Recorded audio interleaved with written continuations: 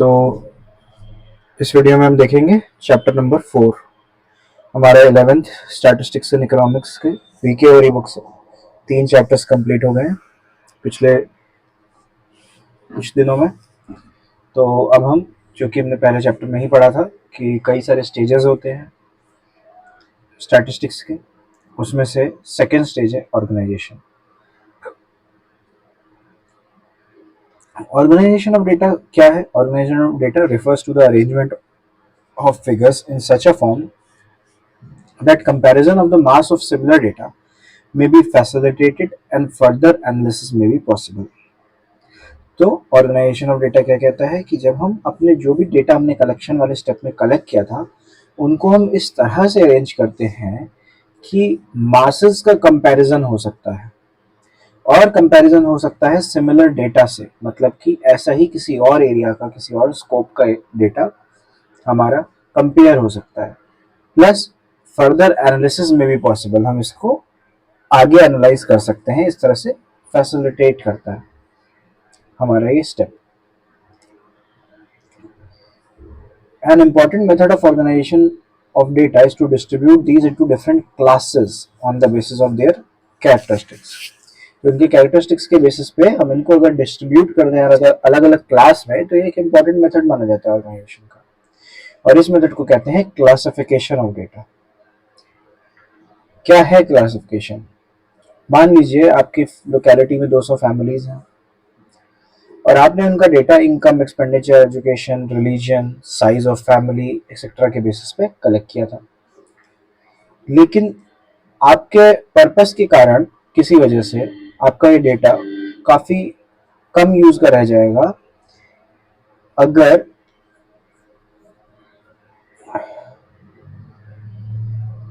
आपको ये ना पता हो कि ये फैमिलीज में से कितनी एजुकेटेड हैं, कितनी अनएजुकेटेड हैं, कितनी 20,000 रुपये पर मंथ से ऊपर कमाती हैं और कितनी 5,000 से भी कम कमाती हैं। तो इसका मतलब क्या है? रॉ डेटा मीनिंगफुल तो हो सकता है लेकिन 100% यूजफुल नहीं हो सकता। उसको 100% यूजफुल बनाने के लिए हमें क्या करना होता है? उसे क्लासिफाई करना होता है।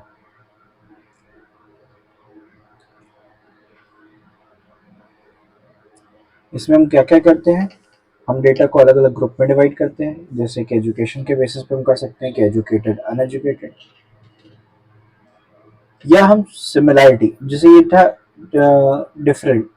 डिफरेंस, अब सिमिलैरिटी के बेसिस पे भी कर सकते हैं कि सारी सिमिलर यूनिट्स को एक क्लास में रख दें, और जैसे जैसे सिमिलरिटी बदले क्लास भी बदले। ऑब्जेक्टिव्स क्या होते हैं, क्या एम होते हैं क्लासिफिकेशन के? ब्रीफ एंड सिंपल, जिससे कि डेटा हमारा ब्रीफ रहे, कम शब्दों में रहे और सिंपल रहे, समझने में आसान हो जाए। यूटिलिटी, डेटा का यूज ज्यादा अच्छे से हो पाए, एनहांस करता है यूटिलिटी को। डिस्टिंक्टिवनेस, अक्सर क्या होता है, कुछ ऑब्वियस डिफरेंस होते हैं डेटा में, डेटा के बीच में, तो उन डिस्टिंक्टिवनेस को उभार के लाता है, एकदम इंडिकेट करता है अच्छे से। कंपेरेबिलिटी, बहुत आसान हो जाता है इंटरसेक्टोरल और इंटरटेम्पोरल कंपैरिजन, मतलब कि अलग अलग समय में वही डेटा जब कलेक्ट किया गया तो उनका आपस का कंपैरिजन, और वही डेटा इस पर्टिकुलर प्लेस ए का और प्लेस बी का कंपैरिजन आसान हो जाता है अगर हम सबको क्लासिफाई कर दें। साइंटिफिक अरेंजमेंट, क्लासिफिकेशन क्या करता है? ये एक इस तरह से अरेंजमेंट करता है डेटा का जिससे कि उसकी रिलायबिलिटी बढ़ती है, और वो एक साइंटिफिक मैनर होता है, एक उसका पर्टिकुलर टेक्निक होती है। अट्रैक्टिव एंड इफेक्टिव, क्लासिफिकेशन से डेटा काफ़ी ज़्यादा इफेक्टिव होता है, जो उसका पर्पस था वो ज़्यादा अच्छे से पूरा होता है, और अट्रैक्टिव होता है, देखने में भी आपको मन करता है उसे पढ़ने का। Characteristics of a good classification, एक अच्छा क्लासिफिकेशन में क्या क्या पाएंगे? कॉम्प्रहेंसिवनेस, मतलब कि आपको ज़्यादा अच्छे से और आसानी से समझ में आएगा। हर डेटा, हर आइटम किसी न किसी ग्रुप या क्लास में एडेड होगा, किसी आइटम को छोड़ा नहीं गया होगा। सेकंड है क्लैरिटी, रॉ डेटा को जो हम क्लासेस में क्लासिफाई करते हैं तो वो क्लियर और सिंपल हो जाते हैं, जो कि मैंने ऊपर भी पढ़ा। इसकी वजह से क्या होता है कि कोई कंफ्यूजन नहीं रह जाता, क्लैरिटी मिलती है आपको। होमोजेनिटी, सारे ही आइटम्स जो होते हैं वो एक ग्रुप में या एक क्लास में जितने आइटम्स होते हैं वो काफ़ी हद तक सिमिलर होते हैं, होने चाहिए, तभी उसको एक अच्छा क्लासिफिकेशन माना जाएगा। सूटेबिलिटी, सूटेबिलिटी कहती है कि जो कॉम्पोजिशन है क्लासेस के वो इंक्वायरी को सूट करे। मतलब ऐसा ना हो कि हमारा जो ऑब्जेक्टिव है स्टैटिस्टिकल मेथड परफॉर्म करने का इस पर्टिकुलर केस में, उसमें जो है क्या कहते हैं कि हमें चाहिए डेटा की कितने एजुकेटेड है कितने अनएजुकेटेड है, क्योंकि वो हमारे पर्पस को ऑब्जेक्टिव को फुलफिल कर रहा है। लेकिन हमने डिवाइड कर दिया मेल फीमेल में या इनकम ग्रुप में, तो वो ठीक नहीं रहता है। तो हमें क्लासिफिकेशन उसी बेसिस पे ज़्यादा करना चाहिए या मेनली करना चाहिए जो हमारा इंक्वायरी का ऑब्जेक्टिव है। फिर आता है आपका स्टेबिलिटी। स्टेबिलिटी क्या है? A particular kind of investigation should be based on the same set of classification. सही बात है। लंबे चलने वाले कंपैरिजन, लंबे चलने वाले स्टैटिस्टिकल मेथड्स के यूज तभी पॉसिबल होते हैं जब आप एक तरीके के पर्पस को पूरा करने के लिए क्लासिफिकेशन ही एक ही तरीके से करते हैं, उस बेस को हर बार चेंज नहीं करते रहते। आप कहीं आगे चल के जब आप कहीं जॉब करोगे या कहीं पे भी कोई काम करोगे तो आप पाओगे कि उस ऑफिस में, पर्टिकुलर ऑफिस में जो भी काम आप करने जा रहे हो उसको करने का एक तरीका काफी लंबे समय से चला आ रहा है। टेक्नोलॉजी भले ही इम्प्रूव हो सकती है लेकिन वे ऑफ प्रेजेंटिंग बदलता नहीं है। ऐसा इसलिए किया जाता है ताकि हर एक जनरेशन को, उस ऑफिस में एम्प्लॉय होने वाली हर एक जनरेशन को एक कॉमन वे पता हो किसी भी चीज को तुरंत एनालाइज करना और क्रिएट करना कैसे है इसके लिए। इससे स्टेबिलिटी बनी रहती है। Elastic, classification should be elastic. अब हम अभी अभी हमने बात की ऊपर स्टेबिलिटी के लिए कि वो एक मतलब लंबे समय तक यूज किया जा सके ताकि एक जैसा रहे, स्टेबल रहे, लेकिन वो इलास्टिक भी हो। ऐसा ना हो कि टेक्नोलॉजी की जो हमने बात की कि कंप्यूटर्स आ गए, गूगल आ गया, चैट जीपीटी आ गया और जो हमारा तरीका है वो तुरंत ही आउटडेटेड हो गया जो हमने अभी 5 साल पहले बनाया था। ऐसा नहीं होना चाहिए। वो इलास्टिक हो, वो समय के साथ अपने आप को बदल सकता हो और बदलने की उसमें स्कोप हो। There should be scope of for change in classification. Basis of classification, classification किस किस चीज़ों पे बेस्ड करके करते हैं। जो हम क्लास क्रिएट करते हैं, ग्रुप्स क्रिएट करते हैं, वो कौन कौन से तरीके के हो सकते हैं या किस किस बेसिस पे हो सकते हैं। पहला है आपका जोग्राफिकल। ये थोड़ा सा क्विक लेंगे क्योंकि इसमें ज़्यादा कुछ समझने वाला है नहीं। जोग्राफिकल मतलब कि प्लेस के बेस पे, जैसे पंजाब, हरियाणा, यूपी। अब हमें कहीं पे चाहिए था कि हमें जो है फर्म्स जो साइकिल प्रोड्यूस कर रही है, एग्जाम्पल मैं यही ले रहा हूँ जो स्क्रीन पे आपके, जो भी फर्म्स साइकिल्स प्रोड्यूस कर रही हैं वो स्टेट वाइज हमें बतानी थी। तो हमने पंजाब में देखा 30 फर्म्स, हरियाणा में 20, यूपी में 25, हमने डिवाइड कर दिया प्लेस के बेस पे। क्रोनोलॉजिकल क्लासिफिकेशन, कई बार हम सेम डेटा लेते हैं अलग अलग ईयर का, अलग अलग मंथ का या अलग अलग डे का, तो उसे कहते हैं क्रोनोलॉजिकल क्लासिफिकेशन। जब हम कहते हैं कि भाई 80 लाख की सेल्स हमारी 2017 में हुई, 90 की 2018 में, 95 की 2019 में, तो इसका मतलब हमने क्लासिफिकेशन क्रोनोलॉजिकल बेसिस पे किया है, टाइम के बेसिस पे किया है।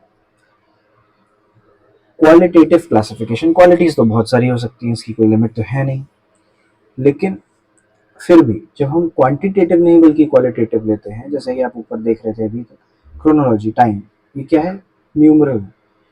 ज्योग्राफिकल प्लेस, ये कोई क्वालिटी नहीं है किसी भी चीज़ की, ठीक है, लेकिन क्वालिटी हो सकती है किसी की ऑक्यूपेशन, किसी का रिलीजन, किसी का लेवल ऑफ इंटेलिजेंस, किसी का वो जेंडर, है ना, किसी की हेल्थ, किसी का एजुकेशन लेवल, एक्सेट्रा। जब हम इनमें से किसी एक को लेते हैं और उसके बेसिस पे क्लासिफाई करते हैं पूरे डेटा को, कि हमारे पास 200 लोगों का डेटा था, हमने सिर्फ मेल फीमेल में उसे डिवाइड कर दिया, तो वो हमारा सिंपल क्लासिफिकेशन है, बहुत ही आसान। लेकिन इसका रहता है मैनिफोल्ड, जो डुअल, ट्रिपल, कितना भी हो सकता है। इसमें हम क्या करते हैं, ऐसी ही कई क्वालिटीज ले लेते हैं। जैसे कि हमने पहले मेल फीमेल में डिवाइड किया, फिर मेल के अंदर भी हमने एजुकेटेड अनएजुकेटेड ले लिया, फीमेल के अंदर भी एजुकेटेड अनएजुकेटेड ले लिया। जैसे यहाँ देखिए एक एग्जांपल दिया गया आपको कि लेबर को क्लासिफाई करना था, तो उन्होंने पहले डिवाइड किया स्किल्ड और अनस्किल्ड में, उसके बाद इन्होंने स्किल्ड में भी लिटरेट इलिटरेट लिया, अनस्किल्ड में भी लिटरेट इलिटरेट लिया, फिर इन्होंने स्किल्ड लिटरेट में भी रूरल अर्बन लिया, फिर इन्होंने स्किल्ड इलिटरेट में भी रूरल अर्बन लिया, एंड सो ऑन। तो ये हो गया हमारा मैनीफोल्ड। इसको याद करना बहुत मुश्किल नहीं रहेगा, सिंपल क्लासिफिकेशन और मैनीफोल्ड क्लासिफिकेशन नाम के बेसिस पे आपको अपने आप ही याद आ जाएगा, क्योंकि इसके नाम बहुत ज़्यादा रिलेटेबल हैं इनकी मीनिंग से। फोर्थ आता है क्वांटिटेटिव और न्यूमेरिकल क्लासिफिकेशन। देखिए न्यूमेरिकल या क्वांटिटेटिव ऊपर क्रोनोलॉजी भी था, लेकिन वो बाय चांस था क्योंकि हमने वहाँ पे 2017, 18, 19 ले लिया। अगर हम जनवरी फरवरी लेते तो भी वो क्रोनोलॉजिकल रहता, लेकिन क्वांटिटेटिव नहीं रहता। और जब भी आप ऐसे बात करते हो कि ईयर 2017, तो ये नहीं, भले ही नंबर बेस्ड है 2017, बट वो एक्चुअली उस ईयर का नाम है, ना कि उसका प्लस माइनस नहीं कर सकते, वो फुली न्यूमरल नहीं है, क्वांटिटेटिव नहीं है। बट यहाँ पे अब हम आते हैं फोर्थ टाइप पे, टू है क्वांटिटेटिव। यहाँ पे क्या कहा गया है कि annual profit of small scale firms in the state of UP. ठीक है, हाइपोथेटिकल डेटा है, पहले ही बताया जा रहा है, क्योंकि हम स्टेट ऑफ यूपी बोल दे रहे हैं तो हम ऐसे किसी भी स्मॉल स्केल फर्म्स का प्रॉफिट नहीं बता सकते, तो इसीलिए कोई बुक भी नहीं बता सकते। तो हमने देखा कि 0 से लेके 1 लाख के प्रॉफिट तक के बीच में 5 फर्म्स थी, ऐसी 5 फर्म्स थी पूरे यूपी में जो जिनका प्रॉफिट 0 से लेके 1 लाख के बीच में था एनुअल प्रॉफिट। सेकेंड हमने देखा 1 लाख टू 2 लाख रुपीज के बीच में प्रॉफिट, तो ऐसी 150 फर्म्स थी, एंड सो ऑन। तो यहाँ पे आप देख रहे हैं कि यहाँ पे जो प्रॉफिट है ये रुपीज में है, ये क्वांटिटेटिव है। तो आपका यहाँ पे क्या कहलाता है, जो क्लासिफिकेशन है, जो क्लासेस हैं, ग्रुप्स के नेम है, ये ग्रुप्स, इसे कहा जाता है क्लास या फिर ग्रुप। ठीक है, तो ये भी आपका नंबर बेस्ड है। फिर आता है, अच्छा यहाँ पे हमने जिस चीज़ की बात की इसको कहा गया है वेरिएबल। जब हम क्वांटिटेटिव में आते हैं तो इसको क्या कहा जाता है, वेरिएबल्स। ठीक है, और आगे पढ़ेंगे इसको कहा जाता है फ्रीक्वेंसी। तो ये जो वेरिएबल है इसके बीच में क्लासिफाई करना, मतलब क्वांटिटेटिव बेस में जब हम क्लासिफाई करना चाहते हैं तो ये वेरिएबल होता क्या है या किस किस तरह का होता है। तो characteristics or a phenomena which is capable of being measured and changes its value over time is called variable। जो समय के साथ अपनी वैल्यू को चेंज करे और जो कैपेबल हो, इस काबिल हो कि वो जो है मेजर किया जा सके, है ना, जैसे कि क्वांटिटेटिव होगा तभी मेजर किया जा सकेगा, वो वेरिएबल कहलाता है। ये डिस्क्रीट भी हो सकता है और कॉन्टिन्यूस भी हो सकता है। डिस्क्रीट क्या होता है, डिस्क्रीट होता है सिंगल नंबर्स, जैसे कि 1, 2, 3, 10, 15, 20, ये सब क्या है, डिस्क्रीट वेरिएबल्स हैं। अगर कोई आपसे पूछता है कि भाई बताइए कि क्लास 11th में नंबर ऑफ स्टूडेंट्स कितने हैं, तो वो इतने इतने हो सकते हैं, बट वो ऐसे नहीं हो सकते।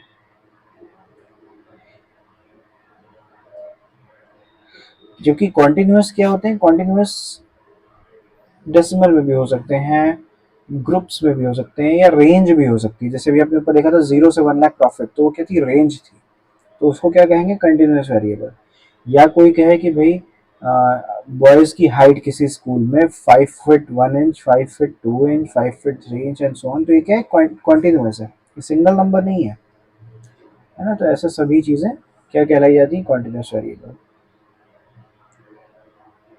रॉ डेटा, जब हम डेटा कलेक्ट करते हैं, जैसा कि हमने पहले दूसरे चैप्टर में पढ़ा, तो उन स्टेप्स को सिर्फ उस स्टेप को पूरा करने के बाद जो हमारे हाथ आता है वो रॉ डेटा होता है, क्रूड फॉर्म में होता है, जैसा कलेक्ट किया वैसा ही। हो सकता हो वो एक जगह लिखा तक ना गया हो, है ना।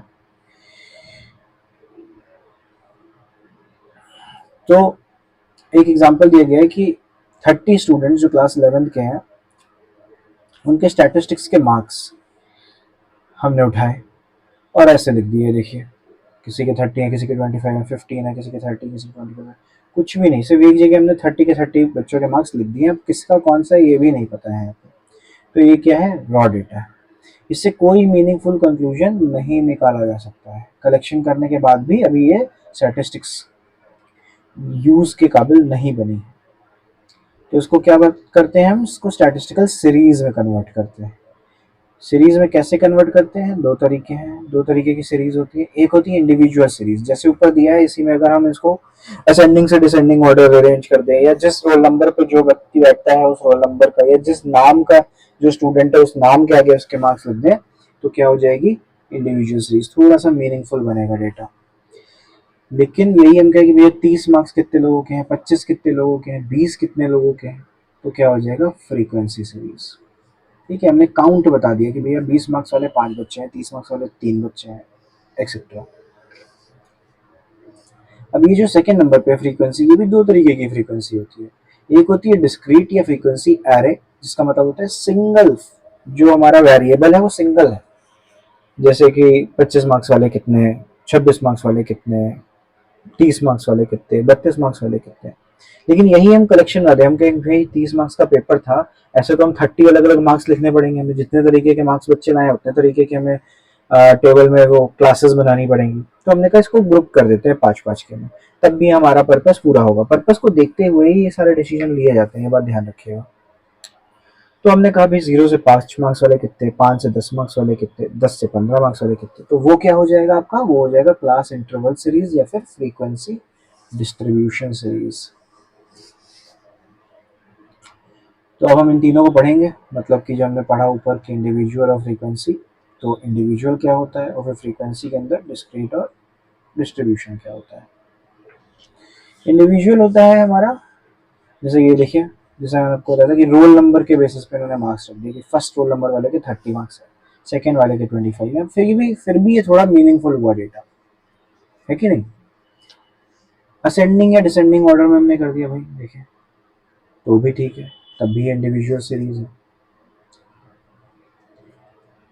यहाँ पे कुछ एक्सरसाइजेस हैं, आप खुद से करिएगा। Following data relate to the pocket expense of 10 students of class 11, arrange them in ascending and descending order.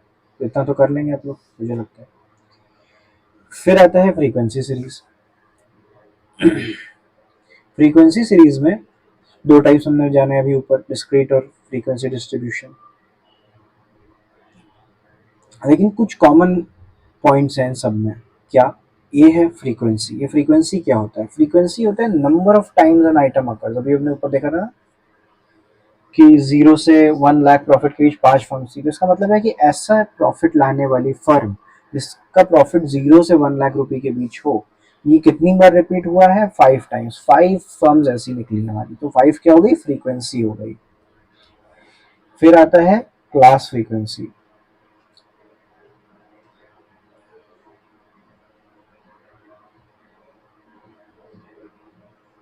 ये फ्रीक्वेंसी ही है ये भी, बस फर्क ये है कि जब आप डिस्क्रीट की बात करते हैं, मतलब कि सिंगल आइटम की, तब आप उसकी फ्रीक्वेंसी को फ्रीक्वेंसी बोलते हैं। और जब आप बात करते हैं कि किसी क्लास में, मतलब किसी ग्रुप में, तो उसमें क्या होता है, क्लास फ्रीक्वेंसी हो जाता है, उसी का नाम सेम का। ठीक है। फिर आता है टैली बार। टैली बार कुछ नहीं है, कैलकुलेट करने का एक तरीका है जो आप लोगों ने बहुत छोटे बार की मैथ्स में सीखा होगा कि 10 मार्क्स वाला हमें एक दिखा तो हमने एक लाइन खींची, फिर हमें दो दिखा हमें दो खींची, फिर 3 4, फिर 5 आया तो हमने क्रॉस कर दी। ये क्रॉस करने का क्या फ़ायदा है, ऐसा तो हम डंडियाँ ही खींचते रहें, क्या दिक्कत थी उसमें। पॉइंट ये होता है कि जब आप इसको एक बार मार्किंग कर लेते हो काउंट करने के लिए, और फिर वापस आते हो देखने के लिए कि कितने हैं, तो फिर से उन बार्स को कैलकुलेट करना, काउंट करना ज़्यादा मुश्किल काम होगा अगर वो नंबर्स बड़े बड़े हैं। तो इसीलिए हम ये 5 करके इसका एक ग्रुप बना देते हैं। इस ग्रुप को देखना बहुत आसान होता है। तो कोई भी कह सकता है अगर ऐसे 4 ग्रुप है कि 5 4 20, फिर लास्ट में जो सिंगल डैशेस है उन्हें गिन लिया, जो कि मैक्सिमम 4 ही होंगे, क्योंकि हर 5 पे तो हमें ग्रुप बनाना पड़ रहा है। जैसे यहाँ पे 8 है तो गिनना बहुत आसान है कि एक 5 का ग्रुप और 6 7 8। अभी ये डिफरेंस नहीं पता चलेगा क्योंकि ये नंबर्स बहुत छोटे हैं। अगर ये बहुत सारे होते तो बहुत सारे 5 के ग्रुप बनते हैं उसमें, और लास्ट में 2 3 1 या 4 ही एक्स्ट्रा बार्स होते हैं जो आपको काउंट करने होते हैं। इसके लिए होता है टैली बार। डिस्क्रीट सीरीज या फ्रीक्वेंसी एरे, जैसा कि हमने पहले ही कहा आपको कि जब सिंगल क्लास हो, सिंगल वेरिएबल हो क्लास में, और तो जो है उसको डिस्क्रीट सीरीज कहते हैं।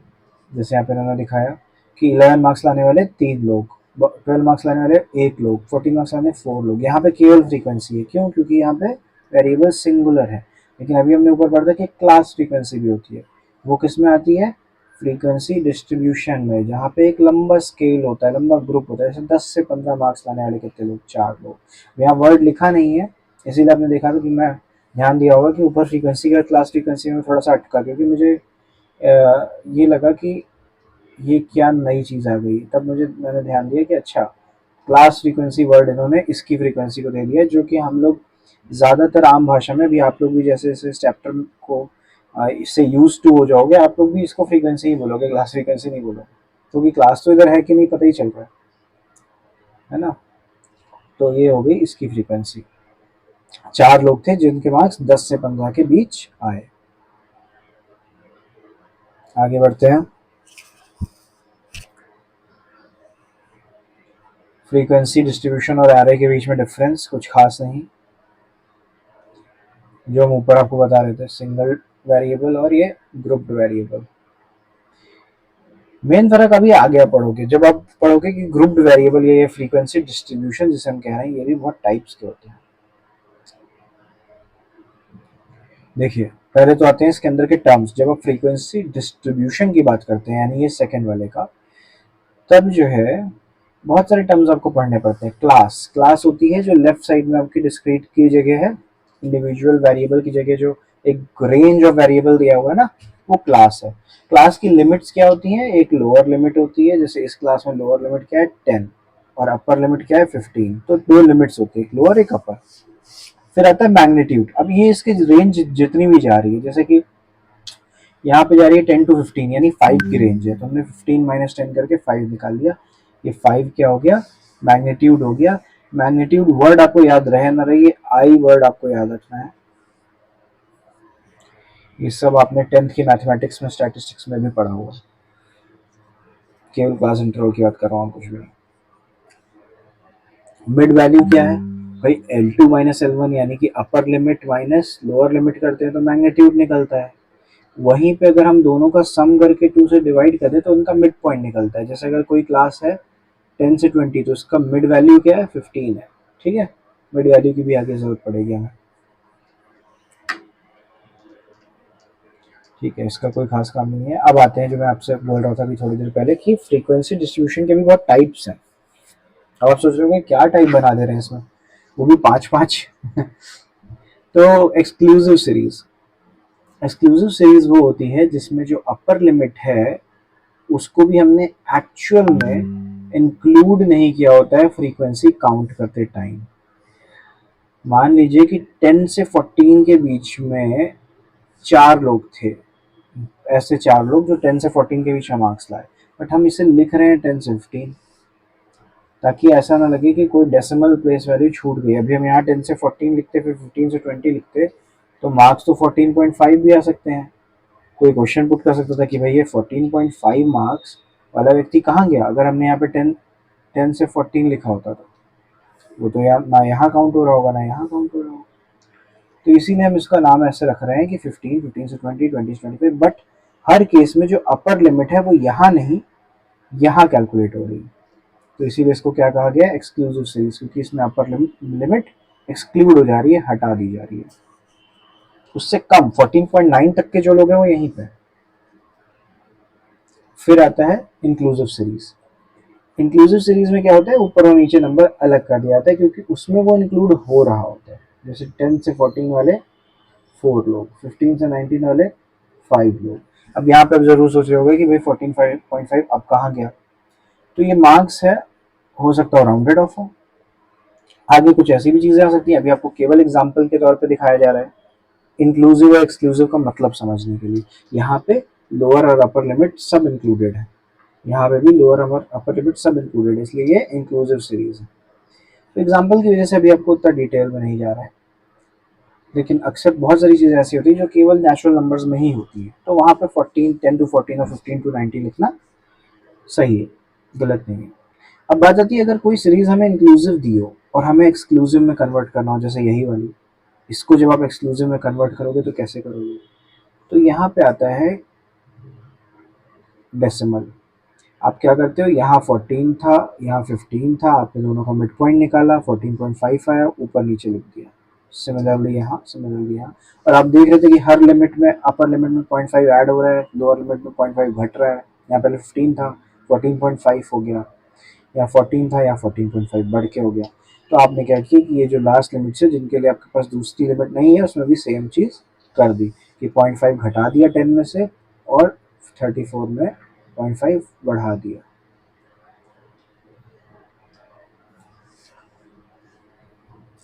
डिफरेंस आप खुद समझ लीजिएगा, दोनों के अच्छी खासी डेफिनेशन मैंने दे दी है। थर्ड टाइप आता है ओपन एंड सीरीज।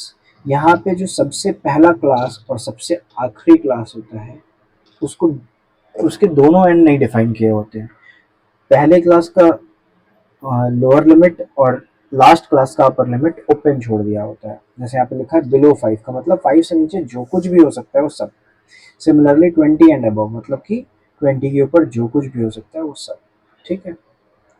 अब आता है काफ़ी इंपॉर्टेंट क्यूमुलेटिव फ्रीक्वेंसी सीरीज। ये क्या है? यहाँ पे हम कहते हैं कि अगर कोई सिंपल फ्रीक्वेंसी जैसे ऊपर हमने पढ़ी वो दी है और उसको हमें क्यूमुलेटिव में कन्वर्ट करना है तो क्या करेंगे हम? ये लेस देन और मोर देन दो टाइप की होती है। देखिए ये हो गया लेस देन वाली टेबल, दोनों एक ही में कर दिए, और ये हो गया मोर देन वाली टेबल।